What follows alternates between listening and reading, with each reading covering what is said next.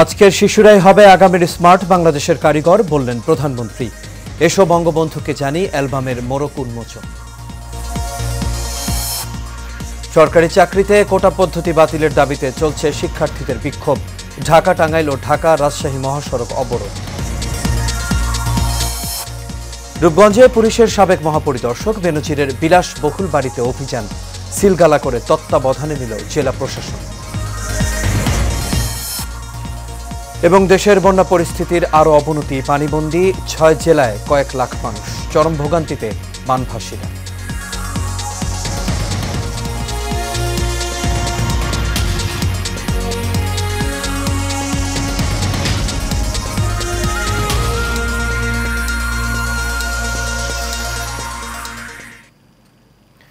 সবাইকে স্বাগত এশিয়ান নিউজে। দর্শক, পুরো সংবাদ জুড়ে আপনাদের সঙ্গে আছি আমি আনোয়ার রাজ। এতক্ষণ শুনছিলেন বিআরবি কেবল ইন্ডাস্ট্রিজ লিমিটেড সংবাদ শিরোনাম। এবার চলে যাচ্ছি পুরো খবরে। শিশুরাই স্মার্ট বাংলাদেশ গড়বে উল্লেখ করে এখন থেকে সবাইকে সেভাবেই প্রস্তুতি নেওয়ার আহ্বান জানিয়েছেন আওয়ামী লীগ সভাপতি ও প্রধানমন্ত্রী শেখ হাসিনা। গোপালগঞ্জের গিমডাঙ্গা টুঙ্গিপাড়া মডেল সরকারি প্রাথমিক বিদ্যালয়ে বঙ্গবন্ধু কর্নার উদ্বোধনে এসো বঙ্গবন্ধুকে জানি অ্যালবামের মোড়ক উন্মোচন অনুষ্ঠানে এসব কথা বলেন তিনি। টুঙ্গিপাড়া থেকে নূর মোহাম্মদ ভুইয়ার রিপোর্ট, জানাচ্ছেন কাউসার আহমেদ। গোপালগঞ্জের টুঙ্গিপাড়া সফরের দ্বিতীয় দিনে টুঙ্গিপাড়া মাল্টিপারপাস পৌরসভা মার্কেট পরিদর্শন এবং স্থানীয় রাজনৈতিক নেতা এবং মার্কেটের ব্যবসায়ীদের সাথে কুশল বিনিময় করেন শেখ হাসিনা। এর আগে সকাল 10টায় টুঙ্গিপাড়া জিটি মডেল সরকারি প্রাথমিক বিদ্যালয়ে বঙ্গবন্ধু কর্নার উদ্বোধন এবং এসো বঙ্গবন্ধুকে জানিয়ে শীর্ষক অ্যালবামের মোড়ক উন্মোচন করেন বঙ্গবন্ধু কন্যা ও প্রধানমন্ত্রী শেখ হাসিনা।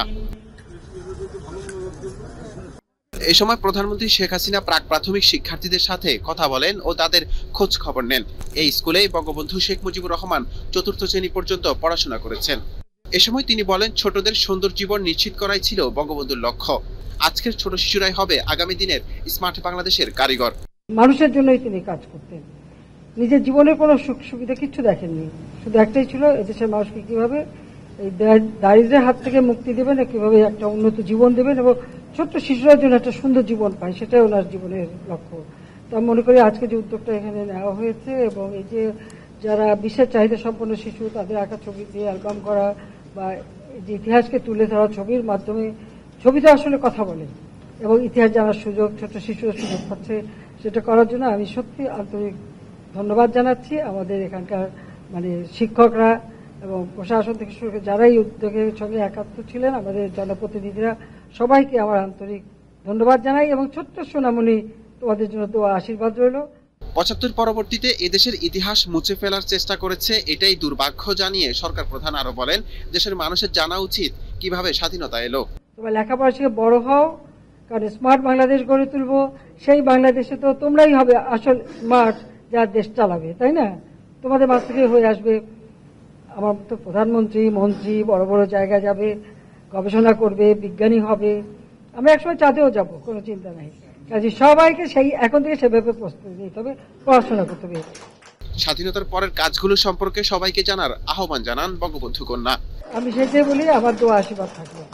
অনেক ধন্যবাদ, খুব চমৎকার এটা আয়োজনটা করার জন্য ধন্যবাদ জানাচ্ছি। নূর মোহাম্মদ ভুঁইয়া, এশিয়ান টেলিভিশন, গোপালগঞ্জ। সরকারি চাকরিতে কোটা সংস্কারের দাবিতে আজ সারা দেশে বিক্ষোভ মিছিল কর্মসূচি পালন করছে আন্দোলনকারীরা। এরই ধারাবাহিকতায় ঢাকা বিশ্ববিদ্যালয় সহ বিভিন্ন বিশ্ববিদ্যালয় ও কলেজের শিক্ষার্থীরা এই কর্মসূচিতে অংশ নিয়ে মহাসড়ক অবরোধ, বিক্ষোভ মিছিল, মানববন্ধন সহ নানা কর্মসূচি পালন করছে। এই চিমিত রিপোর্টে দেখুন বিস্তারিত। সরকারি চাকরিতে কোটা পদ্ধতি বাতিল এবং ২০১৮ সালের পরিপত্র পুনর্বহালের দাবিতে বিক্ষোভ মিছিল ও সমাবেশ করেছে ঢাকা কলেজের শিক্ষার্থীরা। বৈষম্যের ঠাঁই নাই আমার সোনার বাংলায়। এ সময় শিক্ষার্থীদের পক্ষ থেকে ৪ দফা বাস্তবায়নের দাবি জানানো হয়েছে। আন্দোলনরত শিক্ষার্থীরা বলছেন, কোটার কারণে সাধারণ মেধাবীরা বঞ্চিত হচ্ছেন। 1% 2% বা যৌক্তিক পর্যায়ে যাদের কোটা দেওয়া হবে তারা শুধুমাত্র একবারে সেই কোটা ব্যবহার করতে পারবে, একাধিকবার কোটা ব্যবহার করতে পারবে না। আমরা বলতে চাই, যদি কোটায় পদ শূন্য থাকে সেই শূন্য পদগুলোতে মেধার ভিত্তিতে নিয়োগ দিতে হবে। একই দাবিতে ঢাকা রাজশাহী মহাসড়ক অবরোধ করে বিক্ষোভ সমাবেশ করেছেন রাজশাহী বিশ্ববিদ্যালয়ের শিক্ষার্থীরা। এ সময় দ্রুত কোটা সংস্কার করে সাধারণ শিক্ষার্থীদের কর্মসংস্থানের সুযোগ করে দেওয়ার দাবি জানান তারা। এদিকে কোটা সংস্কার ও কর্মসংস্থানের দাবিতে ব্রাহ্মণবাড়িয়া প্রেস ক্লাবের সামনে মানববন্ধন করেছে সাধারণ শিক্ষার্থীরা। সারা জীবন পড়াশোনা করে তার মেধা দিয়ে যে অর্জন করেছে, সে অর্জনের মূল্যায়ন বাংলাদেশে কোথায়? আজকে মেধাবীরা রাস্তায় নেমেছে, মেধাবীদের আজকে ক্লাসরুমে থাকার কথা ছিল। অপরদিকে টাঙ্গাইলে সরকারি চাকরিতে কোটা প্রথা বাতিলের দাবিতে মহাসড়ক প্রায় 1.5 ঘন্টা অবরোধের পর দুপুর 12টার দিকে অবরোধ তুলে নেয় শিক্ষার্থীরা। এছাড়া রোববার সকল কলেজ ও বিশ্ববিদ্যালয়ে ক্লাস পরীক্ষা বর্জন করে ছাত্র ধর্মঘটের ঘোষণা দিয়েছে আন্দোলনকারীরা। এইচএ মিতু, এশিয়ান টেলিভিশন।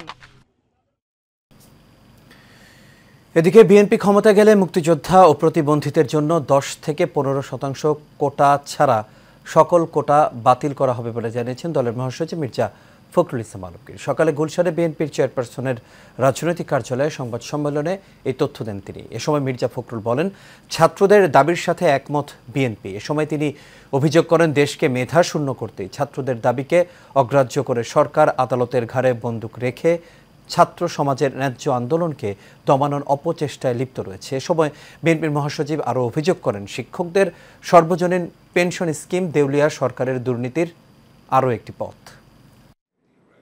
বর্তমানে অবৈধ অনির্বাচিত কর্তৃত্ববাদী সরকার বিচার বিভাগকে ব্যবহার করে, অর্থাৎ আদালতের ঘাড়ে বন্দুক রেখে জনগণের ন্যায্য দাবি সমূহ দমিয়ে রাখার ভিন্ন পুরনো কৌশলী তারা ছাত্র সমাজের ন্যায্য আন্দোলনকে দমানোর অপচেষ্টায় লিপ্ত রয়েছে। তাই সাধারণ ছাত্র সমাজের কোটা সংস্কার আন্দোলনের ন্যায্য ও যৌক্তিক দাবি সমূহের সঙ্গে আমরা একমত। আমরা মনে করি কোটা আপনি মুক্তিযোদ্ধাদের জন্য কিছুটা থাকতে পারে, প্রতিবন্ধীর জন্য আর যে আপনার শহীদদের জন্য, তাদের জন্য, বাট নট 56%। পুলিশের সাবেক মহাপরিদর্শক বেনজির আহমেদ ও তার পরিবারের সদস্যদের নামে দেশের বিভিন্ন এলাকায় থাকা বিপুল পরিমাণ অবৈধ সম্পদ জব্দ করেছে দুর্নীতি দমন কমিশন। এরই ধারাবাহিকতায় এবার নারায়ণগঞ্জের রূপগঞ্জে অবস্থিত 24 কাঠা জমির ওপর বেনজিরের বৃষ্টিনন্দন ডুপ্লেক্স বাড়িটিও প্রশাসনের তত্ত্বাবধানে নেওয়া হচ্ছে।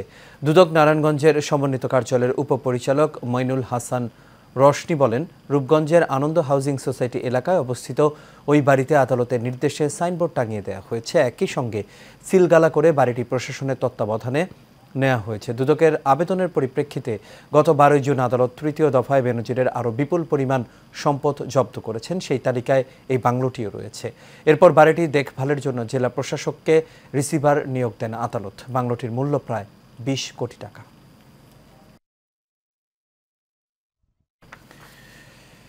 বন্যা পরিস্থিতির খবর। টানা বৃষ্টির কারণে দেশের বন্যা পরিস্থিতির আরও অবনতি হয়েছে। 6 জেলার কয়েক লাখ মানুষ এখন পানিবন্দী। বন্যা পূর্বাভাস ও সতর্কীকরণ কেন্দ্র বলছে, আগামী 2-1 দিনে পরিস্থিতির আরও অবনতি হতে পারে। এদিকে বিশুদ্ধ পানির সংকটে পড়েছেন দুর্গত এলাকার মানুষ। প্রতিনিধিদের তথ্য ছবিতে আরও জানাচ্ছেন আরব ইসলাম হিমু।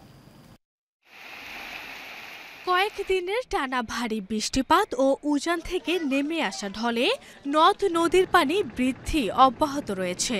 এতে 6 জেলায় বন্যা পরিস্থিতির কিছুটা অবনতি হতে পারে। এদিকে বিশুদ্ধ পানি ও শুকনো খাবারের সংকটে মানবেতর জীবন যাপন করছেন অনেকেই। পানি বৃদ্ধি পাওয়ায় নদীর তীরবর্তী বাসিন্দাদের মধ্যে আতঙ্ক দেখা দিয়েছে। গৃহপালিত গরু ছাগল নিয়ে বাঁধে আশ্রয় নিয়েছেন তারা। খাবার পানি নাই, গরু ছাগলের খাবার নাই, মানুষের খাবার নাই, কোনো কিছু করে পাচ্ছি না। আর কি খা থাকমু? এই পানির জন্য আমাদের স্কুল বন্ধ দিয়েছে। আমার ঘরের ভিতরে 1 কুমুর পানি, খাট ডুবে গেছে, থাকা যাচ্ছে না। নিজের খাওয়ার সমস্যা, এলে আন্দাবাড়ি করার সমস্যা, মনে করেন যে সব কিছু সমস্যা। বিভিন্ন এলাকার বসতবাড়ি, ফসলি জমি এবং শিক্ষা প্রতিষ্ঠানে বন্যার পানি প্রবেশ করেছে। তবে ইতোমধ্যে কিছু কিছু জেলায় পানি কমতে শুরু করায় অনেকে আশ্রয় কেন্দ্র থেকে ফিরে যাচ্ছেন নিজ বাড়িতে। কষ্টের জন্য তো স্কুল ফিরতে যাচ্ছি না, তো বাড়ি ঘর ছেড়ে কেউ স্কুল ফিরতে তাইসে থাকে। ঘরের মধ্যে পানি, আগুনের মধ্যে কথা হয়েছে, খাইয়ে পাই না, ঘরের মধ্যে আন্দা বের করে ফেলছি না, উঁচু টুটে বসে চাইন বেরো ফেলছি না, খাবারও ফেলছি না। এদিকে বন্যা দুর্গম বিভিন্ন জেলাগুলোতে ত্রাণ সহায়তা অব্যাহত থাকবে বলে জানান প্রশাসনের কর্মকর্তারা। যারাই অসহায় আছে প্রত্যেকটা পরিবারের হাতেই কিন্তু আমরা ত্রাণ পৌঁছে দিতে পারবো, আমাদের ত্রাণের কোনো ঘাটতি নেই। আপনারা অবশ্যই জানেন যে এই সময় কাজটা করার সুযোগ নাই, অবশ্যই সারা বছর ধরে এই এলাকার নদীর কাজ চলছে, আগামী দিনে এই নদীর কাজ হবে। বন্যায় সবচেয়ে দুর্ভোগে পড়েছে নিম্ন অঞ্চলের মানুষ। পানি বন্দী হয়ে থাকায় অনেক দিনমজুরের আয় রোজগার বন্ধ, এতে অতি কষ্টে দিন যাপন করছেন বানভাসীরা। আরভি ইসলাম Himu, Asian television.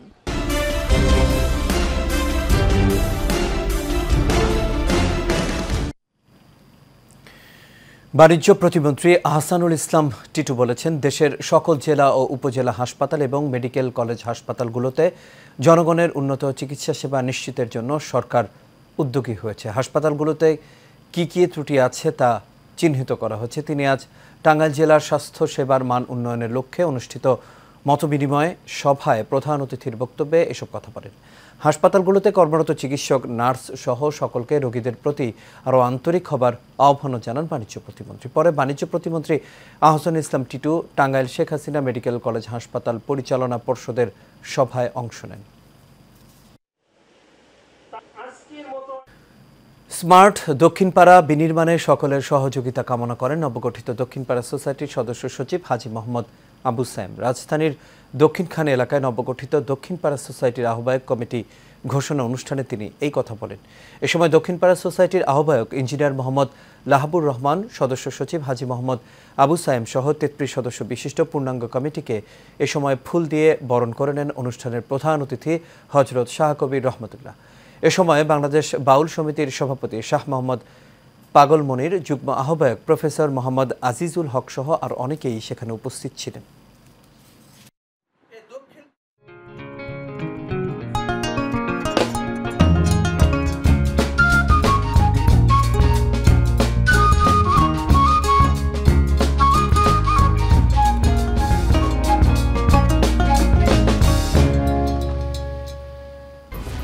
Expert B500 CWR স্বাধীনতার সুবর্ণ জয়ন্তীতে নতুন বাংলাদেশ গড়ার প্রত্যয়।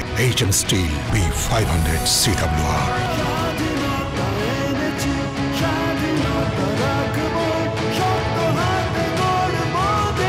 HM steel. এবার HM স্টিল চট্টগ্রাম সংবাদ। চট্টগ্রামে ফল ব্যবসায়ী সমিতির উদ্যোগে ও সাজিনাজ হাসপাতালের সহযোগিতায় ধানমন্ডিতে কর্মরত ৬০০ জন শ্রমিককে ফ্রি চিকিৎসা দেওয়া হয়েছে। এই কর্মসূচি উদ্বোধন করেন সিটি মেয়র বীর মুক্তিযোদ্ধা মোহাম্মদ রেজাউল করিম চৌধুরী। এ সময় আরও উপস্থিত ছিলেন ৩১ নম্বর আলকরণ ওয়ার্ড কাউন্সিলর আব্দুস সালাম মাসুম, সাজিনাজ হাসপাতালের চেয়ারম্যান মোহাম্মদ শফিকুল ইসলাম, চট্টগ্রাম ফল ব্যবসায়ী সমিতির সভাপতি মোহাম্মদ আলী হোসেন, সাধারণ সম্পাদক মোহাম্মদ তৌহিদুল আলম। এ সময় মেয়র ও উদ্যোগকে সাধুবাদ জানিয়ে সাজিনাজ হাসপাতালকে ধন্যবাদ জানান। আর এর সাথে শেষ করবে এশিয়া নিউজ। তবে যাবার আগে বিআরবি কেবল ইন্ডাস্ট্রিজ লিমিটেড সংবাদ শিরোনামগুলো দেখে নেব দর্শক। আরও একটা, আজকের শিশুরাই হবে আগামী স্মার্ট বাংলাদেশের কারিগর, বললেন প্রধানমন্ত্রী। এসো বঙ্গবন্ধুকে জানি অ্যালবামের মোড়ক উন্মোচন। সরকারি চাকরিতে কোটা পদ্ধতি বাতিলের দাবিতে চলছে শিক্ষার্থীদের বিক্ষোভ। ঢাকা, টাঙ্গাইল ও ঢাকা রাজশাহী মহাসড়ক অবরোধ।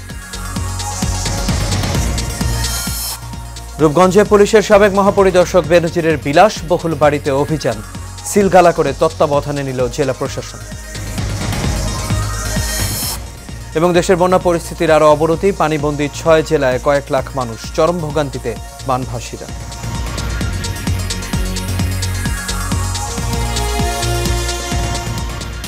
দর্শক, এই ছিল আমাদের এখনকার আয়োজন। আমাদের পরবর্তী সংবাদ দেখার আমন্ত্রণ রইল। এখন সাথে থাকার জন্য সবাইকে ধন্যবাদ।